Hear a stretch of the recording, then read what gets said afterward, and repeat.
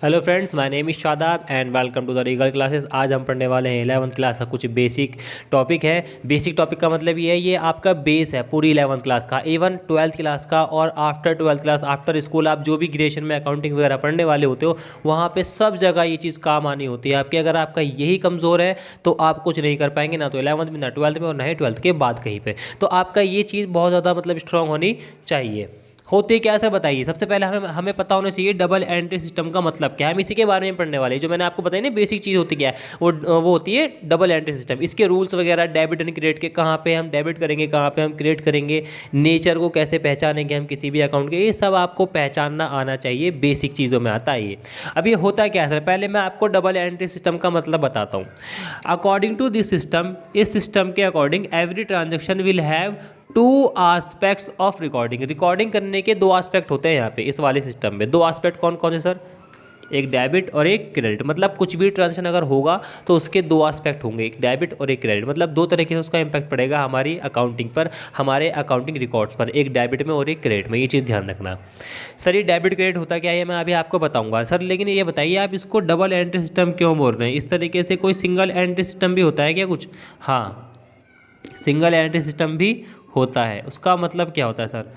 उसका मतलब होता है आप केवल एक तरफा रिकॉर्डिंग करते हैं। क्या करते हैं? आप केवल एक तरफा रिकॉर्डिंग करते हैं। और ये जो खोखे होते हैं ना, छोटे छोटे खोखे होते हैं, स्मॉल बिजनेसेस जो बोलते थे हम, स्मॉल स्टॉल्स, ठीक है ना, वो सब के सब इसी बेस पे रिकॉर्डिंग करते हैं। आपने देखा होगा परचून की दुकान पे आप जाते हो, कुछ माल खरीदते हो, सामान खरीदते हो, और वो आपका एक आपके नाम से एक अकाउंट बना लेता है, खाता बना लेता है। वो अपनी गंदी से राइटिंग में वहाँ पे लिख देता है, मतलब लिख देता है कि आप कितना आटा लेके गए हो, कितना चीनी लेके गए हो, वगैरह वगैरह। ये चीज़ जो वो रिकॉर्डिंग कर रहा है, वो रिकॉर्डिंग कर रहा है सर सिंगल एंट्री सिस्टम के बेस पर, क्योंकि वहाँ पर वो दो चीज़ें नहीं रिकॉर्ड कर रहा। उसके पास से एक सामान गया है, दूसरा एक चीज़ बढ़ गई है उसके पास। क्या बढ़ गया? उसका डेटर बढ़ गया, यानी कि उसको अपने कस्टमर से पैसा लेना है। उसने ये तो रिकॉर्ड कर लिया, लेकिन उसके पास से क्या गया, उसने उसका एक अलग अकाउंट नहीं बनाया। इसको बोलते हैं हम सर एक तरफा रिकॉर्डिंग या फिर सिंगल एंट्री सिस्टम, जो कि आप स्मॉल बिजनेस में देख सकते हो रिकॉर्डिंग, वो मतलब इसी बेस पे करते हैं।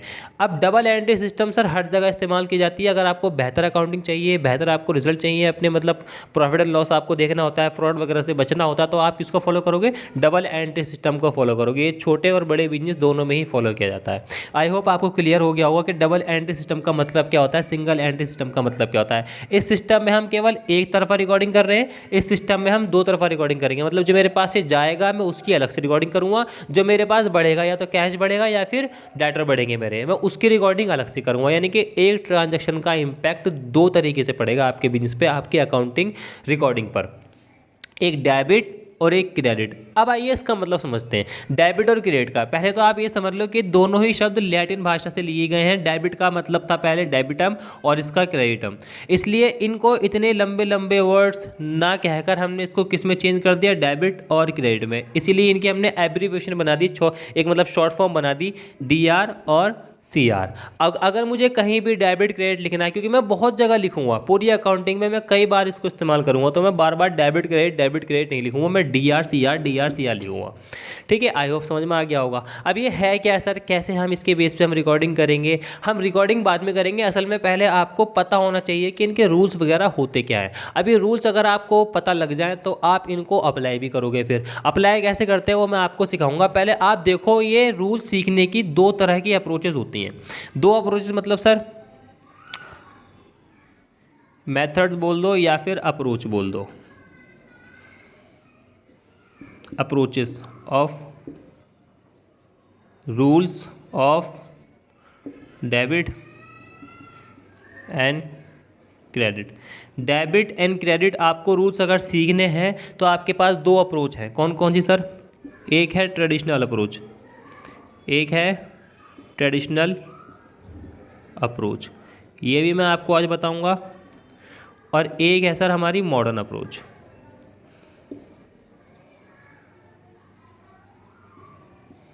ठीक है सर, एक ट्रेडिशनल अप्रोच हो गई, एक मॉडर्न अप्रोच हो गई। ट्रेडिशनल अप्रोच में आपके पास जो दो तरीके से मतलब कैटेगराइज करोगे आप अकाउंट्स को, एक सर पर्सनल और एक इम्पर्सनल। ये दो तरीके से आप यहाँ पे अकाउंट को कैटेगराइज करोगे। और सर मॉडर्न में 5 तरीके से, assets, expense, liability and revenue and capital. ये 5 तरह के नेचर होंगे किसमें सर? मॉडर्न अप्रोच में। 2 तरह के नेचर होंगे किसमें? ट्रेडिशनल अप्रोच में। इन दोनों तरीके से ही आप डेबिट और क्रेडिट के रूल अप्लाई करना सीख सकते हैं। मैं आपको बताता हूँ पहले ट्रेडिशनल अप्रोच, उसके बाद आएंगे हम मॉडर्न अप्रोच पे। आइए देखते हैं। अब देखते हैं हम ट्रेडिशनल अप्रोच।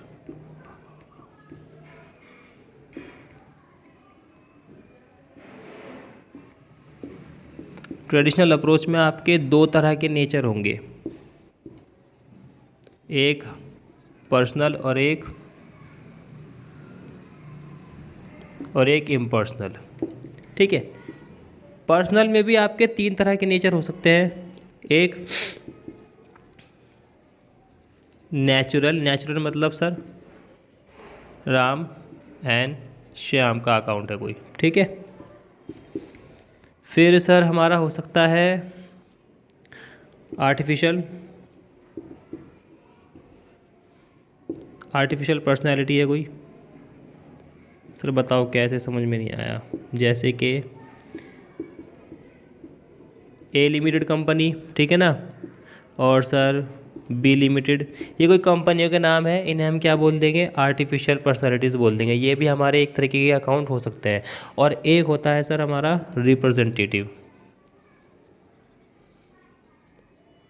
रिप्रेजेंटेटिव का मतलब होता है सर अगर मुझे रेंट देना है, मतलब दिया नहीं है मैंने, अभी देना है मुझे, तो वो किस में आ जाएगा? रिप्रेजेंटेटिव में आ जाएगा। ये मेरा आउटस्टैंडिंग रेंट दिखा रहा है कि मुझे किसी अपने लैंडलॉर्ड को उधार, मतलब अभी जो मेरा पैसा है जो मैंने दिया नहीं वो मुझे देना पड़ेगा बाद में। ये किसको दिखा रहा है? यहाँ पे लैंडलॉर्ड को दिखा रहा है। रिप्रेजेंट कर रहा है किसको? लैंडलॉर्ड को। आउटस्टैंडिंग। ठीक है। ये हो गए आपके पर्सनल अकाउंट। पर्सनल अकाउंट में आप 3 तरीके से कैटेगराइज कर सकते हो। कैटेगराइज करने की ज़रूरत ही नहीं है आपको, आप केवल इन तीनों को ध्यान रखेंगे। अगर कोई मतलब कोई हमारा कोई नेचुरल बंदा है वो भी किस में आ जाएगा सर? पर्सनल में। कोई आर्टिफिशियल कंपनी है वो भी किस में आ जाएगी सर? नेचुरल, इसमें हमारे पर्सनल में। और तीसरा है सर रिप्रेजेंटेटिव। अगर कोई आउटस्टैंडिंग कोई खर्चा है, ठीक है ना, कोई अक्रूड इनकम है, तो वो हमारे किसी डेटर को या हमारे किसी क्रेडिटर को दिखा रही है, डिनोट कर रही है उसको कि भाई आपको इतना पैसा लौटाना है वापस इस बंदे को। तो वो भी एक रिप्रेजेंटेटिव हो गया, किसी एक ह्यूमन बीइंग को दिखा रहा है कि आपको इतना पैसा लौटाना है। वो भी किस में आ जाएगा सर? पर्सनल में आ जाएगा। अब बात कर लेते हैं सर इम्पर्सनल की। इम्पर्सनल में आपके 2 मेन खाते होते हैं। एक तो सर रियल अकाउंट्स, ठीक है। अभी इनके रूल भी बताऊंगा मैं आपको। रियल अकाउंट्स का मतलब क्या होता है? रियल अकाउंट्स में आपकी सारी एसेट्स आ जाती हैं। क्या आ जाती है? एसेट्स। मतलब अगर कुछ भी आ रहा है आपके उसमें फॉर्म में तो आप उसको करते हो डेबिट।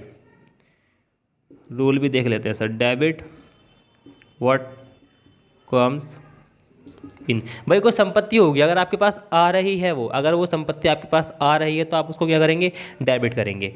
क्रेडिट करेंगे उसी को व्हाट गोज आउट।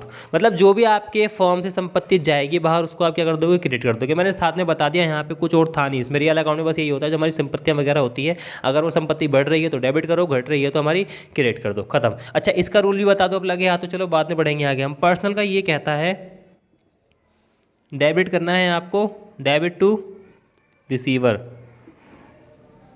ठीक है ना, debit to receiver and credit to giver.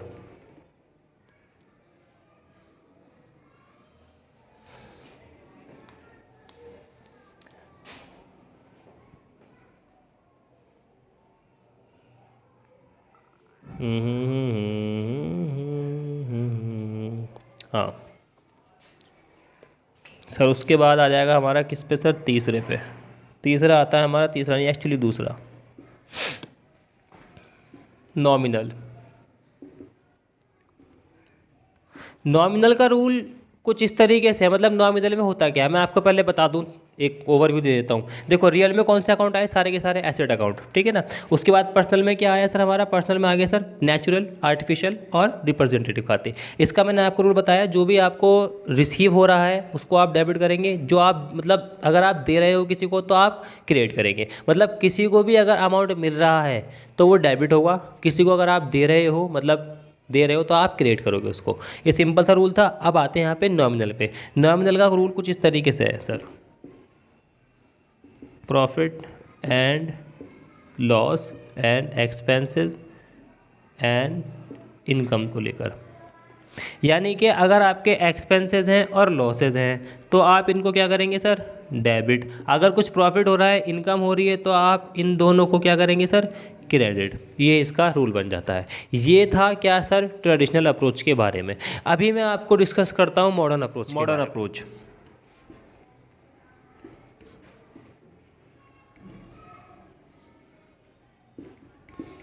Modern approach में आप क्लासिफाई करोगे अकाउंट्स को 5 तरह के नेचर्स में। सबसे पहला होता है एक एसेट्स। सर एक होता है हमारा क्या, एक्सपेंस। एक होता है हमारा लायबिलिटी, और एक होता है हमारा रेवेन्यू, और एक होती है हमारी कैपिटल। देखो मैं आपको इसके बारे में बताऊं। कैपिटल का मतलब होता है पूंजी, जो आप बिजनेस में पैसा इन्वेस्ट करते हो, लगाते हो, उसे हम कैपिटल बोल देते हैं। रेवेन्यू का मतलब जो भी आपको मिल रहा है, मतलब बिजनेस में आप बिजनेस कर रहे हो और जो भी आपको अमाउंट मिल रहा है, रिसीव हो रहा है, चाहे वो इनकम है, चाहे एडवांस है, चाहे कुछ भी है, वो आपके रेवेन्यू है। रेवेन्यू बढ़ेंगी तो क्रेडिट हो जाएंगे, ध्यान रखना। लायबिलिटी का मतलब क्या है, जो आप पे जिम्मेदारियां हैं, जो आप पे जिम्मेदारियां, मान लो आपको पैसा एडवांस से मिल गया, ठीक है, अब आपकी जिम्मेदारी बन गई है कि आप उसका काम कंप्लीट करेंगे। या फिर मान लो आपने कहीं से पैसा लिया है उधार, बैंक से या किसी एक बंदे से, या फिर आपने माल खरीदा है आपने उधार में, तो आपको पैसा उसको लौटाना पड़ेगा, बाद में देना पड़ेगा। वही आपकी क्या बन जाती है, लायबिलिटी बन जाती है।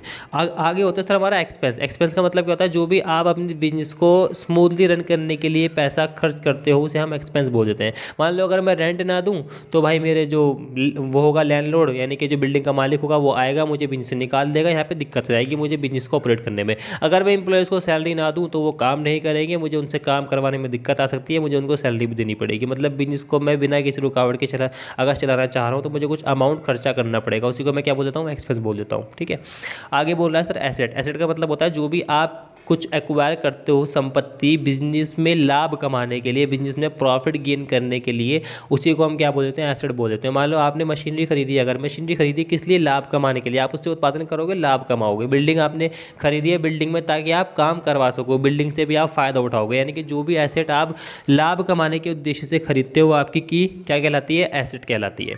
अब इनके रूल्स क्या होते हैं सर बताइए। अगर आपकी एसेट बढ़ रही है, अगर आपकी एसेट बढ़ रही है तो आप उसको क्या करोगे, डेबिट करोगे।